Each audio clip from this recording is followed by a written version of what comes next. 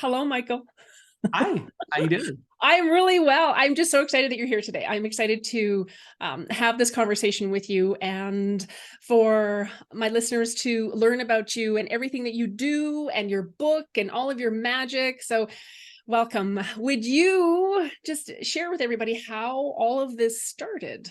Sure, yeah. So first of all, thank you for having me. It's I we had a chance to chat a little bit before we did this, and we have such a nice banter energy, really exciting. So Absolutely. happy to be here. Mhm. Um, so I started my mediumship kind of accidentally. So I stumbled into a new age bookstore because I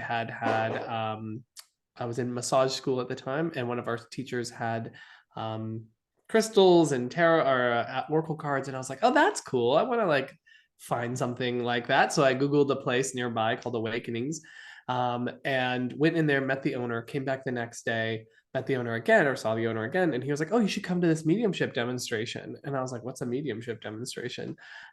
He's like, well, we have this medium from the UK who's here, and he is doing messages for people in the audience. So you just come, you'll be like one of 60, and you should come check it out. I was like, oh, that's cool. Like, yeah, I'll go to that.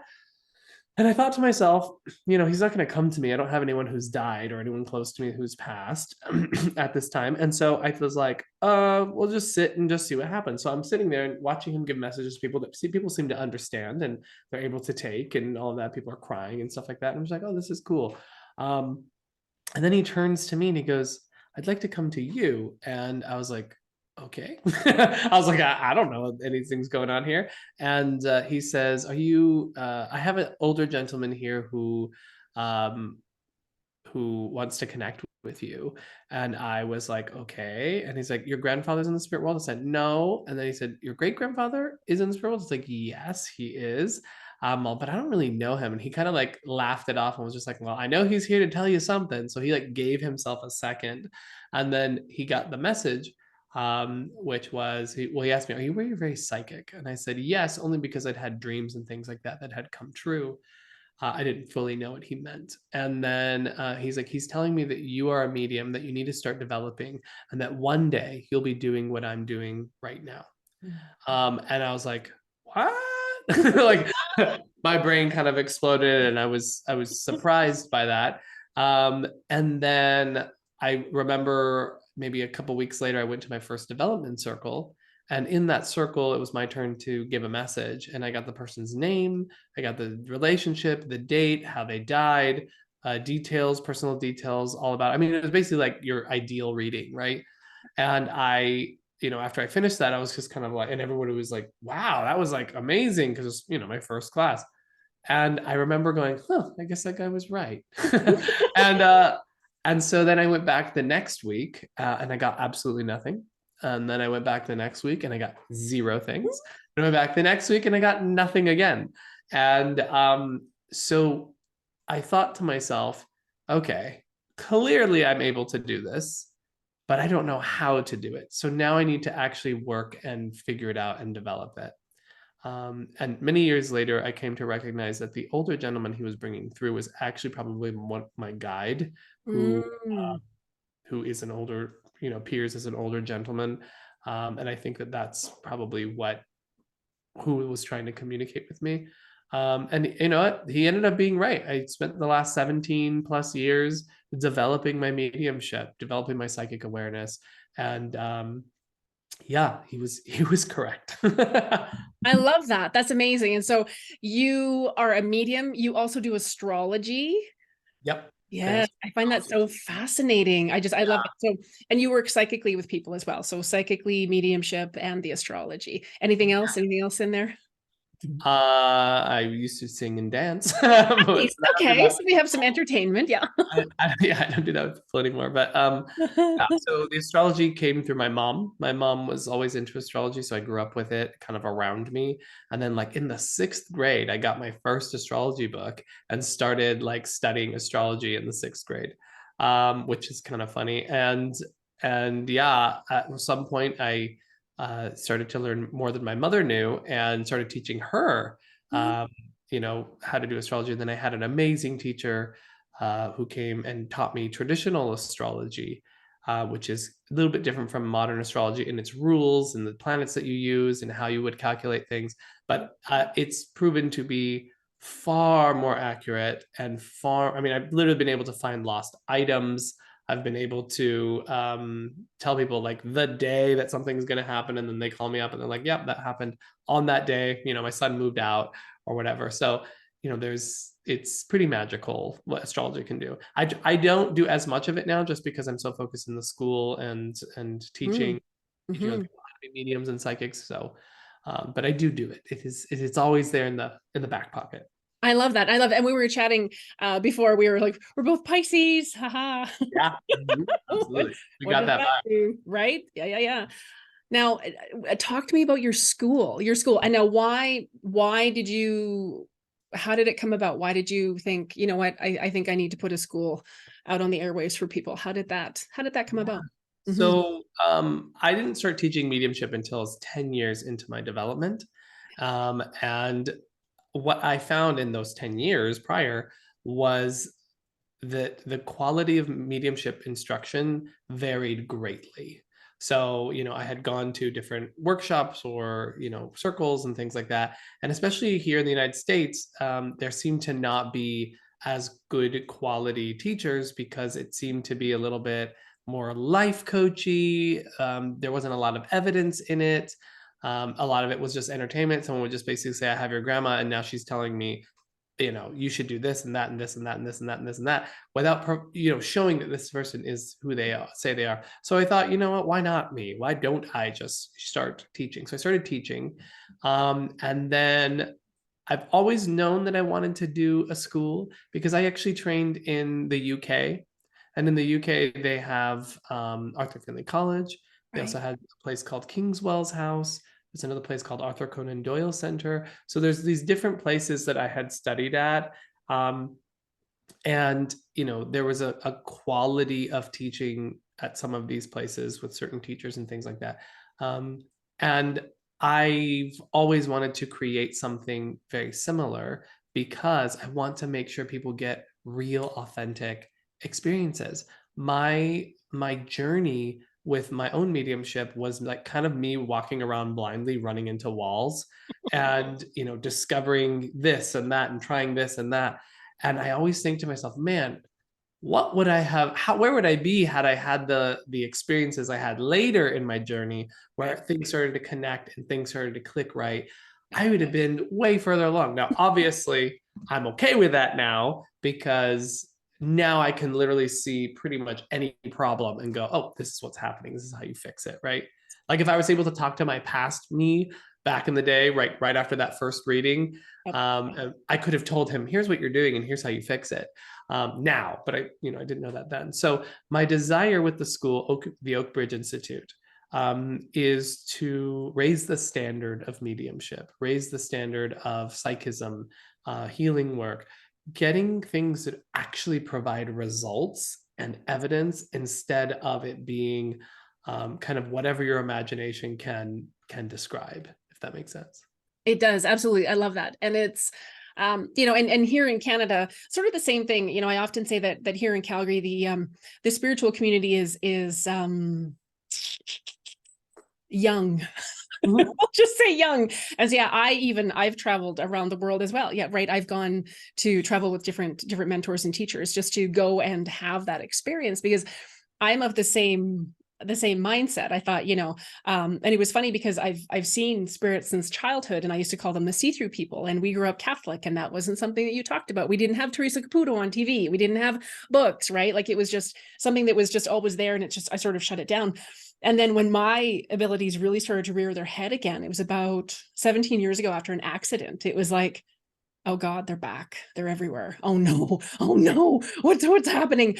And it was interesting because at that time I was becoming a Reiki master teacher. And my Reiki master, she's like, oh yeah, you're going to be doing, mediumship and this and that. And I said, oh no, I'm not talking to people. I'm not talking to those people. No, that's not happening. And then it was funny because when I finally opened up and started doing Reiki for people, that's when the loved ones started coming in. I thought, nicely played. nicely played. And again, Classic. if they had told me that, years and years ago, I would have been, no, that's not going to happen. No. And you're right. Like having the wisdom now to be able to go back and say, hey, yo, you 100%. could do this and you could do that and you could do this. And it was funny because I remember sitting there and then people were asking for readings. Do you do readings? You do readings? You do readings? I want to connect with this person. Da, da, da, da. And I sat there and I thought, okay, well, I need to know how to control this. So Yeah. it's not on all the time and I need to understand it. And I thought in that moment, I thought, if I'm doing this to the best of my ability. I don't want to be thought of as, I don't really care what people think of me at this point now. It's like, oh, whatever, that's a you thing. But I love that because there is an authenticity to it. And I believe it's sacred. I value it. And it's funny. I do a lot of, you probably do this too. I hear a lot of stories and it's a lot of debunking stuff. There was a woman that booked in about a week ago and she was like, can I ask you something? And I said, is this your first reading? She goes, well, no. She said, I had this other reading, but my friend saw you and said, no, you have to go see Shauna. And she said, I wasn't sure why, but she said, I think I know why. She said, the other girl was vaping during our session. And I said, huh? I said, okay, not going to judge that. That's totally cool. I said, but my background training and knowledge is that you want to be a nice clear channel, and vaping is not going to add to that. As yeah, it was fascinating. So I'm sure you've heard a lot of weirdo stuff too. Yeah, and I think also too is people like if you say, "Oh, I'm going to go to a medium," that can mean all kinds of things to people, and they don't have fully an understanding. And oftentimes, Yeah. you'll even see people who are doing quote unquote mediumship and actually are working psychically, and they don't realize it because they just don't know the difference. And Yes. so, I think even people who maybe do this work or say they do this work may not even fully be aware that how they're working or why it's working, especially if they haven't had proper development. So that's why development is so important to Mm-hmm. make sure you're actually providing a quality outcome. I mean, there should be evidence, there should be proof of survival, there Yes. should be personal details, there should be, I mean, I oftentimes people's street names come up in my readings, like literally the street that they're living on. And it shows you validatable information. Yes. So I think that's a really, really important thing. And the other thing I always tell people too, if you ever feel bad or you feel weird or you feel uncomfortable or someone's making you feel anxious about something, that's probably not coming from the spirit and it's probably not the person that you want to work with. No. So never buy into people's things like that. No, it's true, right? And I love that. And just touching on that, let's talk about the difference between, psychic and mediumship. It's interesting. There was a class I took years and years ago, and the woman that was facilitating it, she was just a brilliant psychic, just brilliant. Like the stuff that she would know, she'd like, oh, so you had a bagel for breakfast. And I was like, oh, yeah, I had a bagel for breakfast. Like, how do you know that? Like, it was freaky, weird stuff. And she had started talking about doing mediumship as well. And it wasn't until I had other development and learned more that I thought, oh, I don't think that she was doing, I don't think that she was doing that. So yeah, would you outline what that looks like? What is the Yeah. difference? So simply put, mediumship is connecting to departed loved ones. And then specifically, so it's not telling you about your lover or what's going on. Does he like me? Does he not? What's happening in my future? It's not that. Mediumship is specifically connecting to departed loved ones.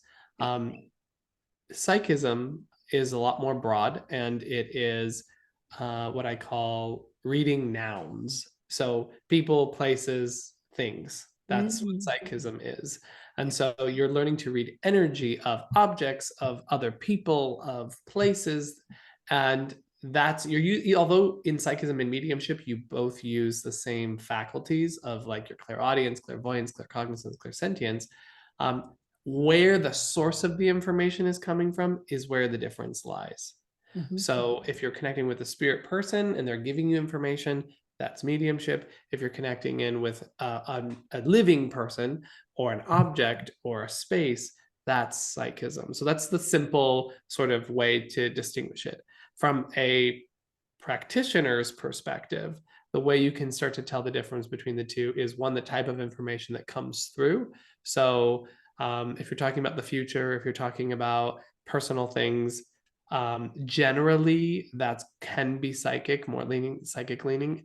That's not to say that your spirit communicator can't give you that information. Of course they can, Yeah. but the biggest thing you'll notice is if you have a familiarity with what's called the power. So there's something called the power when you're working with mediumship, which is basically this energetic shift and change that happens in the atmosphere where you begin to become aware of spirit presence. And you can feel them there. There's no question that there's a literal human spirit like right here standing next to you. And so that's really the distinction, because when you're working psychically, you won't really experience that. You can experience a type of flow or an energetic movement, but Yeah. you won't experience an actual presence there with you. So unless you're feeling that and knowing that that's where you're getting the information, I think that sometimes it's easy to kind of, oh, she's getting things right, but it's not coming from this person. Does that make sense? Absolutely. Absolutely. And now, would you go a little bit further into evidential mediumship? Because yeah, a lot of people, when they book in with me, they think you're like Teresa Caputo. And I'm like, not really. But I mean, we all have our own flavor. We all have our own, style of doing things, and our gifts work independently and uniquely for each of us. But, doing, the evidential. And it's funny because I said to my guides years ago, I said, you got to give me stuff people can't Google. Oh yeah. That's, yeah. Important step. Right. I mean, that's what's so amazing about the mediums of the past, and I will come back to that question, but that's the amazing thing about the mediums of the past. We have so many incredible mediums. Estelle Roberts, Helen Hughes, Nan Mackenzie. I mean, I could just keep going on. Gladys Osborne Leonard. We have all kinds of amazing, incredible mental mediums, some trance mediums, where the kinds of details that they gave, like in their sittings, would be like, your name is Erica Johnson, and your husband is in spirit, his name is William Johnson, you guys lived on XYXYZ street, and he's telling me that this morning you left a rose on his grave, and da, da, da. I mean, like that level of specificity, that level, and such flow with it. And I think that is that's a very far cry from kind of the mediumship that we see today, where it is a lot of question asking. Who's John? Where would the roses fit for you? That kind of thing, where you're kind of posing questions to the sitter. While I do believe that people that do that can still be getting mediumistic information, they just haven't developed the detail. So part of it has to do with what we see on TV, and we think, oh, well, I got that, and they're on TV and they're famous, so therefore that's quality mediumship. The reality is that if you don't know what the bar can be, you'll stop at that point and think that you're there, right? Oh, that's brilliant. Okay, say that again. Yeah, so if you don't know where the bar can be, how good it can be, you'll stop here thinking that you've arrived at what a good medium looks like. That's amazing. Yeah, so with that idea, it's why it's so important to learn about these other mediums of the past who were mind-blowingly amazing. The thing is anyone can develop that, but you need to work on it. You need to continue to develop it. And too many people are so quick to want to get an Instagram and like start a YouTube channel and get out there and charge people after taking a weekend workshop. And that's not how you will get evidence. So what is evidential mediumship? It's being able to provide both what I call list information and personal information. List information is information that you could read off of a list. So he was 6'3", he was an engineer, he had 6 kids, he was, his birthday was March 24th, something like that. So like that's list just facts about a person. He had brown hair, blue eyes, he had one tooth, you know what I mean? Like just the facts about someone. Then there's personal information, and that or personal evidence. That's, you'd have to actually know the person to be able to talk about it. So their personality, the way that they joke, their sense of humor, memories that you shared together. I'm trying to think it's all in my book, but I'm trying to remember what what I wrote down. But it's all of those things that you would need, like personal stories or nicknames or things like that. Those are all things that you couldn't Google, that you have to actually have a relationship with that person to be able to tell. So you have both. You want to have both, because for some people, list information shows evidence of survival because you're Yes. giving facts and figures that are really important. But for other people, personal information really shows evidence of survival because you're talking about that actual relationship that these people have. So really, it's having both of these pieces that I think really make a quality evidential message. So it's essentially being able to provide information that cannot be Googled, that you can't get from somewhere else, and that shows this person, yep, that's my loved one. Absolutely. I love that. And it's fascinating, right? And I find that, I find the sessions will vary from person to person, and it's what they need to experience, what they need to hear. And I find what's really interesting, and from, James Van Praagh with his work years ago with Growing Up in Heaven, Yeah. that is a lot of the work that I do now, is connecting families with their children on the other side. And it's fascinating because there are so many mediums that say, nope, whatever age they were here, that's what they stay forever. So they're forever 29, or they're forever 18, or it's this or it's that. And it's been fascinating because I see children growing up on the other side, and they come through at an age that will provide the most comfort and love. And I think that, for me, that sort of encapsulates what I would hope to offer someone. Not that I step into it thinking, oh, I have to be right, or oh, I'm going to be amazing, or, did I get that right? How accurate was it? You know what I mean? Like, there's none of that. It's just more of a, okay, let's do this. I'm going to show up as the best version of me, and relay those messages. And you're right. Like, some people they don't care about, well, how tall is he and what does he look like? They don't care about that. They want to know the stuff that there's no way I would know, because that gives them that validation and the evidence, as you were saying. Absolutely. And I mean, to be fair, you shouldn't know any of the information from a materialist, scientific Oh, science mindset. You shouldn't be able to know what he looks like or even who it would be, right? There's no way to know that. But I mean, that is the truth of it. I think most people want to feel that heart connection, that we're yeah. painting that person back to life. That's really what they want.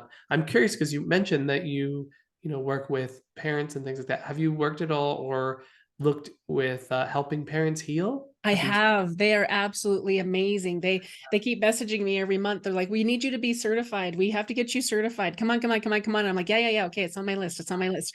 That's They are. awesome. Thank you. Yeah, they're absolutely beautiful. The work that they're doing is absolutely incredible. And it's fascinating. After losing my son Jack 10 years ago, I was like, nope, no, I'm not talking about that. Nope, that's And then they started booking, and I'm like, oh, nicely played. Yeah. You're like, hey, I'm just here. I'm following along. Whatever happens, All happens. right, fine. This is what we're doing. So yes, thank you. I love that. Now, would you talk about Spirit Speaks? I'd love to hear all about your book. Yeah. So I wrote a book, my first book. It's called Spirit Speaks. It's a step-by-step guide to evidence-based spirit communication.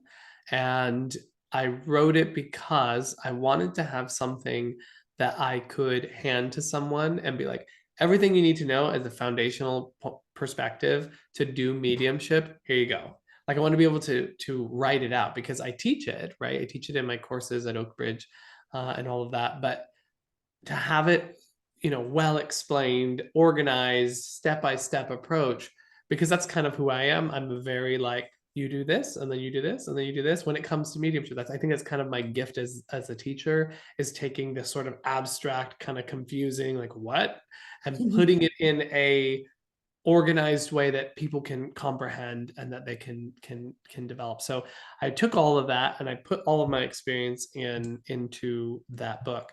And I did it because there's so much misinformation out there about mediumship. Yeah. And I wanted to be able to provide something that's like a how to, and then also really iron out a lot of the things that are out there. Because I mean, if you go on like TikTok, for example, and you go Oh, spiritual TikTok or mediumship TikTok or anything like that, it's the wild, wild west out there. So it there's all is. kinds of things that Ah, are there. And I'm just like, wow, this is this is wild. And because I had so many years uh in the sort of woo-woo space, right?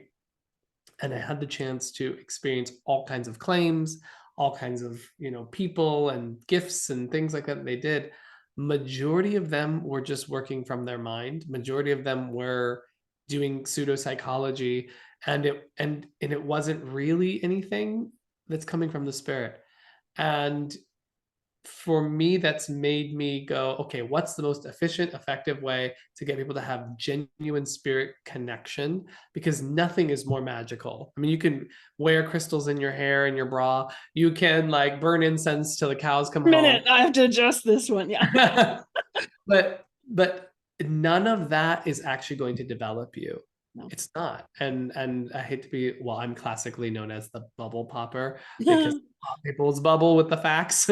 But the reason that is the case for me is because the reality is far more amazing and beautiful and mind-blowing than any sort of thing that we can gin up or create or imagine.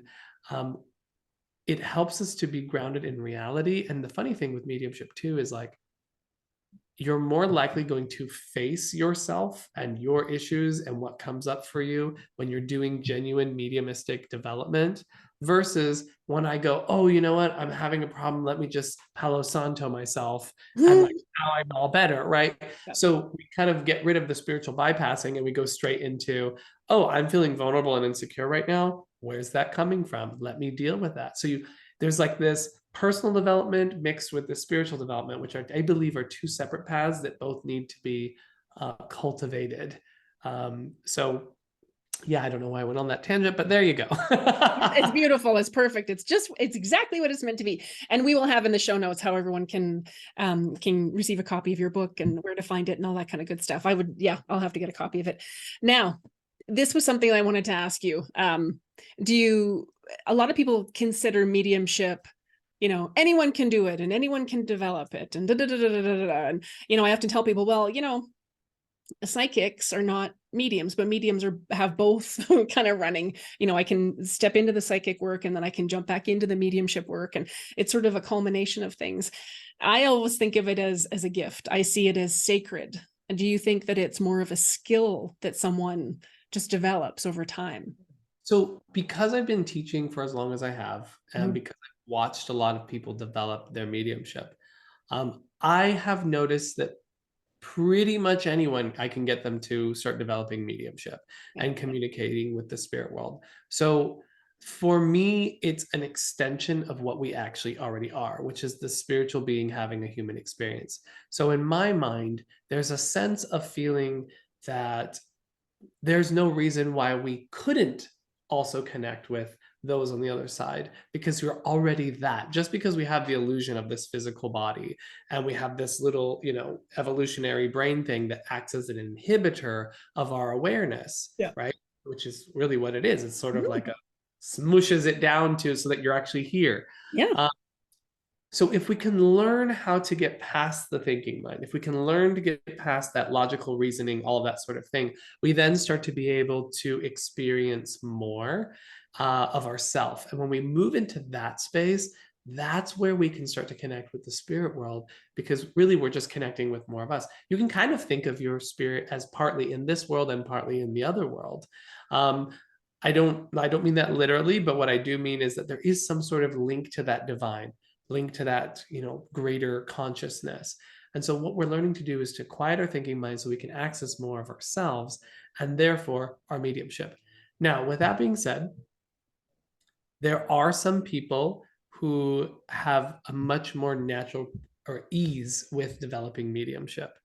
And so those people, whether that's from life experiences or maybe that's passed down through generations, those people will have an easier time, a more natural time developing it.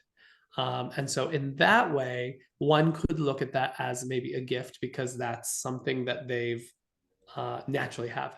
Either way, though, whether you're born with a propensity for it or not, you need to develop it, right? Because even if I'm a really good singer, I still need to go and, to be an opera singer, I need to still go train that, right? Even though I have a natural propensity for something, I still need to develop it so that you can use it both from an ethical way, as well as being able to use it to the best of its ability, right? Because we all want it to be the best that it can be. Yes. So that's how you would cultivate it. So that's my experience.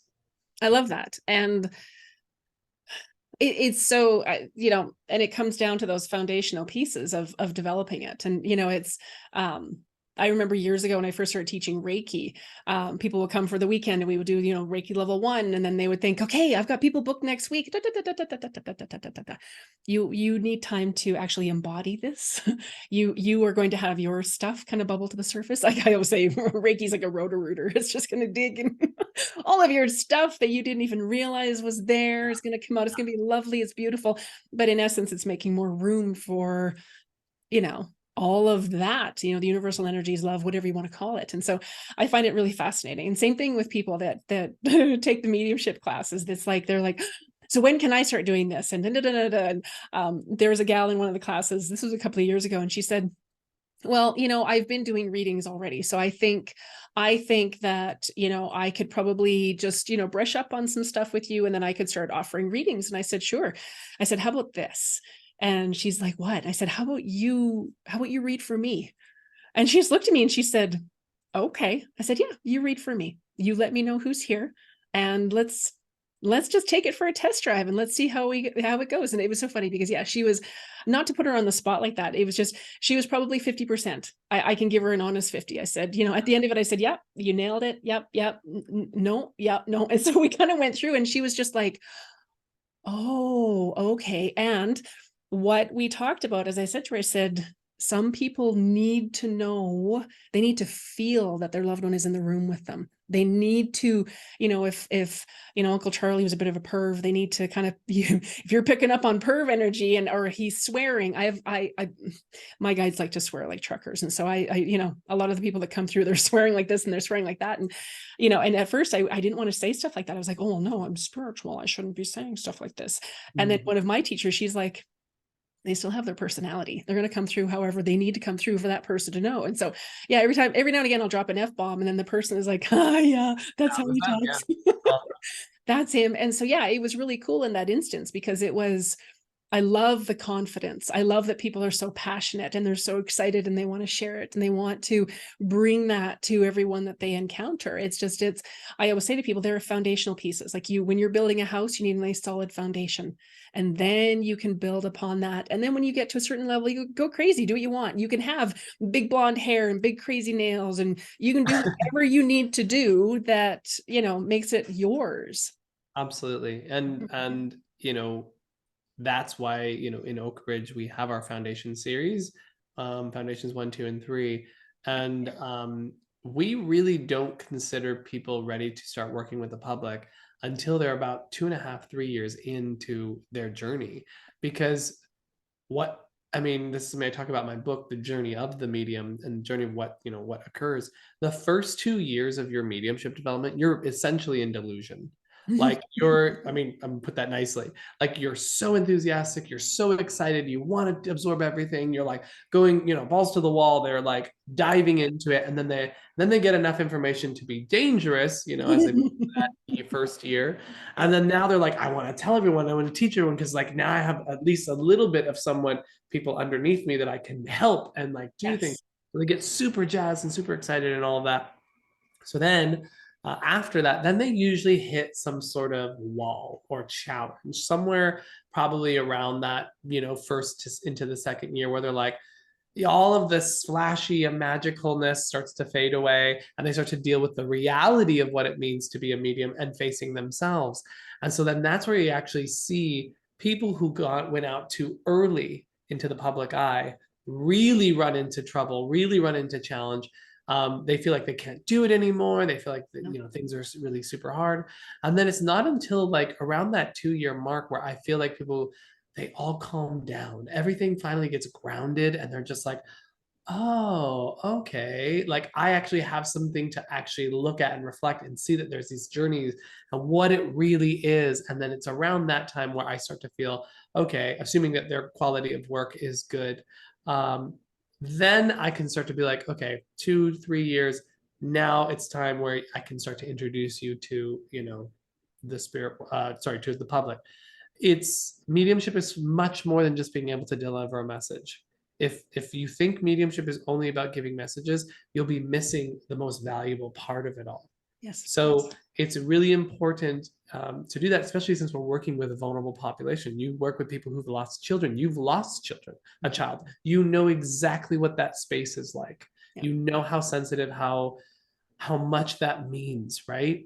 And so it's a huge responsibility for people to try to support and help those people. And if you don't have the personal ability to do that, if you have personal triggers and weird things that you haven't dealt with, if you can't provide quality information, that could have potential harming effect on the people that you see, the people in grief. So I'm super big on like, you don't need to go out and working in the public realm until you're really truly ready.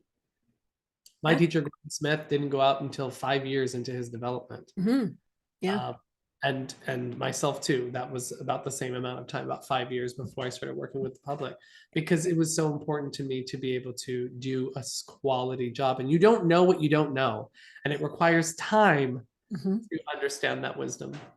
Absolutely. Absolutely. It's so true. And I remember one day, my daughter, Emma, she's 18 now. She came home and I just finished up with clients and she said, Mom, why do you always have Kleenex on the table? And I said, oh, sweetheart, I'm holding their heart. I'm literally holding their heart and I'm helping them to grieve and mourn and have beautiful messages. And just, it's a very, very special space. And it's not for everyone, like it's, if someone had said to me, 10 years ago, oh, well, yeah, your whole practice is going to be about children, I would have said, no, I'm going to go get my realtor license. I'm not doing that. And so, yeah, it's something. And it's interesting too, because even with stepping into that different kind of arena, I kind of ran up against, oh my gosh, and we transition for a myriad of reasons, right? And so working with children is its own little soft spot, and then how these children are transitioning, and what that looks like. And so, yeah, it's been really quite fascinating. And now I'm at the point now where if there's something that comes into my reality that's new, I'm like, ooh, this is exciting, right? Because as I'm sure after reading for so many years and however many people, it's like there are common themes that you see that come through, and we work through that. But yeah, every now and again there's kind of a curveball where it's like, whoa, what was that? That's amazing. And then after we get that figured out, then those people start to come in. It's really quite fascinating. I'm sure. Yeah, well, and at that point you're learning from the experience, right? And people can have knowledge till the cows come home, right? But it's the experience that gives you the wisdom, experience that gives you the learning and the lesson. Sorry if you see me struggling, it's because my cat's jumped up on my lap. Oh, hi. Does he want he? He's Hi. a Who is little bit he? crazy. I'm trying to pick him up. Is he? This is Oh, Hudson. hi. Oh, and some kisses and some love. Oh my goodness. I've got Midnight. He's asleep under my desk. He usually comes on and gives everybody the butt. And I'm like, okay, thanks. Wow. You know what? It's interesting. This whole week, every call, animals have been in, everybody's coming in, and it's just like, I think they just want to be a part of it. They just want to contribute, be a part of it. I think that's He's like, hey, notice me. Yeah, he's hey. his whole time I've had him. He's always, I mean, all of my students know, like, oh, there's Michael's cats. I love it. And I'm just mid lecture and I'm like just holding a cat and just like, yeah, so anyway. So anyway, I love it. I think that's fantastic. Now, we talked a little bit about how you connect to your spiritual self. Let's talk a little bit more about that. Yeah. It's something specific. Are you interested in more? Like, I think just with the idea of connecting with your spiritual self is the starting point. And then we open it up into the mediumship. 100%. So like one of the things that I always say to my students is it's not about the message. It's not about giving a message to someone. It's about spiritualizing the self. And what that means to me is it's about you cultivating within yourself awareness of who you are, what you are. And I don't mean just like psychologically, becoming aware of how your energy works, becoming aware of how, the way that you view other people, the way that you choose to present yourself in the world, as far as, how much understanding and compassion can you bring to different situations, right?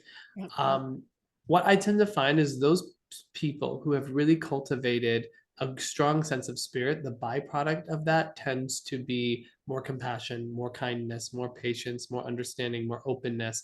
And to me, that's the thing, that's the key thing. And it's not just like saying the right things, it's not just, you know, wearing the right attitude. It's really about embodying love, and how do I embody that love? How do I find moments to, you know, pause instead of act and react to all of life's experiences? How do I choose to respond from a place of compassion and love? That's not to say we don't feel negative emotions. That's not to say we don't Yeah. have our frustrations and explosions and all of that sort of thing. That those things do happen, but having awareness to work towards mitigating those things and communicating in a much better way, I think that is a component of that. But it's also finding what inspires you. So there's, I don't know about you, but I'm sure you probably experience this. There's like certain things that we read or watch or listen to that really almost makes us feel uplifted or inspired in some way, where it sort of like reignites that like passion or desire to explore and understand the spirit world or myself. Yeah. For me, that's oftentimes, you know, learning about the mediums of the past and what they were capable of and the lessons that they learned along their journey. That's something that oftentimes inspires me. Other Mhm. things that inspire me are things like the mystics, like Rumi, for example. You Yes. know, reading Rumi and getting a sense of just these deeper truths. And then also not making my mediumship all about having to give a message to people, and instead meeting the other world from a space of just communion. Yeah. So coming to the spirit and saying, hey, I'm just here. This is your time. Whatever it is that you want to impart on me or not, just be, just let me feel your presence. Let me feel that love, move into a still, quiet place, and just allow yourself to be touched by presence, which oftentimes doesn't require speaking or messages or images. It's just being held in the oneness of you and that creator, you and that divine source. Those kinds of things I feel are so much more valuable than just being like, I need to make sure I can, you know, get the mechanics of this mediumship down. The mediumship ends up being a tool for how to experience the world and how to understand it from an entirely different realm and perspective. That's very, I think sometimes people make mediumship the answer, the end all be all, and I don't think it is. I think it's just a way in which you can experience yourself and experience the world, and get just that little smidge of a clearer picture. I love that. It's absolutely, it's you know, after each and every session, I always finish up and I just have such intense gratitude to be a part of something. It's just like, wow, thank you. Like, it's just, there are no words oftentimes. And it's fascinating because whenever there's children energy runs through, it's like, I tell people, it's like champagne bubbles. Like, I can't, there's nothing else I feel that with, but like when my son comes through, when other children come through, it's just like, it's just so, it's just, there is just, it's unconditional love. And it's just so beautiful and so powerful. And you're right. It's just, I'm as curious as anybody is, right? Like, it's just whenever someone comes in, you know, books in with me, it's just, it's like, well, let's see what we get. I mean, I'm just going to show up and we're going to have fun and let's just put all the pieces together. And it's just, it's a That's the beautiful. best attitude to have. I mean, that's I have the same way when I do readings. I'm like, I don't know. We'll see. We'll see what happens. I have no clue.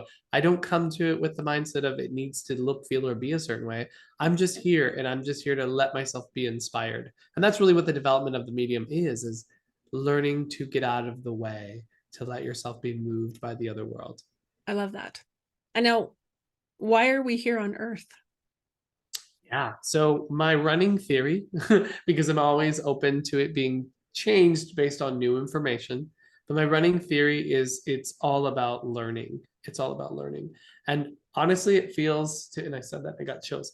It honestly feels like it's learning love, and it's learning love and the absence of love, or the sense of the illusion of its distance from us, that I think creates the lessons in this sort of 3D world that we are find ourselves in. But I think we choose to come here because it's such an experience. It's so convincing, right? Yeah. And you hear this all the time from people who have had, you know, near death experiences or recalled experiences of death, um, where they talk about there is no mistakes. There's nothing you can actually do wrong while you're here. That really it's all about love, and it's about learning and expansion and evolution.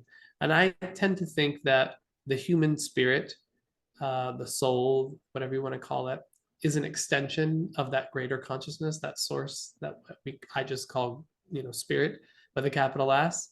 Um, to me, it's that experiencing itself, right? And we are all pieces of that greater source. Mhm. And we just happen to put ourselves in these different positions and experiences to deepen and unfold what it means to be a being, a consciousness, Mhm. and how to embody love more and more and more and more. Because we often notice that our biggest lessons, our biggest transformations, and our biggest growth tends to come from the most challenging experiences that we have. I mean, how often are we like, I'm in peaceful love all the time? And then suddenly, now we have this profound change in us. I don't see that very often, right? Usually, if it's working, don't fix it, right? If it's not broken, don't fix it. So I tend to find that those big challenges or even small challenges, right? They cause us to have to grow. It's in the discomfort that we grow. And I think our spirit has a sort of knowing of that. And so it goes, you know what? Instead of chilling here in this like place of unending love, which is the spirit world, let me pop into Earth or maybe some other planet or some other universe or whatever to Yeah. have an experience to learn. And let me do it with my friends. Let me do it with my soul family. Let me do it with the people Yeah. that I love. Let's all go into this. It's sort of like we're going to go do a play for a little while. And you're going to be this person, and I'm going to be this person. And we're just going to have that experience. And then when we pass, we sort of take off the role and we go, oh, okay, what did I learn? What was important? Right? You see that a lot with the life review, where the life review is all about who did I help? Who did I love? Who did I hurt? Right. And recognizing the impacts and the ripples that occurred from that experience. So to me, that just points to the fact that this is all about learning. This is all about growing. And it has some sort of moral basis to it. It has some sort of like personal growth sort of aspect to it, that seems to be there. I love that. Thank you. That was beautiful. I absolutely love that. Now, where can everyone find you? Yeah, so everyone can find me at a few places. So if you're wanting to book a reading with me or a session or something with me, you can do that at mediummichaelmayo.com. And then there's a book now button that you can find. If you're wanting to learn and develop your own mediumship or psychic awareness, you can do that at oakbridgeinstitute.org. That's Oak Bridge, like a bridge that takes you across the stream, oakbridgeinstitute.org. And you can do that there. We offer weekly classes that you can just drop into. We offer courses if you're really serious and you want to really learn how to do this, that you can come to it with no experience, and then all the way moving all the way up to advanced work where people are learning to become public demonstrating mediums. So yeah, we offer a lot there. Beautiful. I love that. And your book is on Amazon. Is that where My people book can is find on it? Amazon. It's also at llewellyn.com. Might even be in a bookstore that you have there. And then Okay. anyone can find all of my social media tags at Medium Michael Mayo. Perfect. And again, we'll have everything in the show notes so everyone can find you. Thank you so much for your time today. I love our conversations. I know we could just keep going on and on and We on. literally could keep going. But I would love to come back. So if you Yes, have me back, absolutely. happy to come back. It was such a pleasure being here. So thank you for the Yeah. opportunity. Loved having you. And yes, we will definitely have you back. And thank you so much. Thank you for sharing you with all of us. It'll be amazing. I can't wait for everyone to hear this episode. So thank you.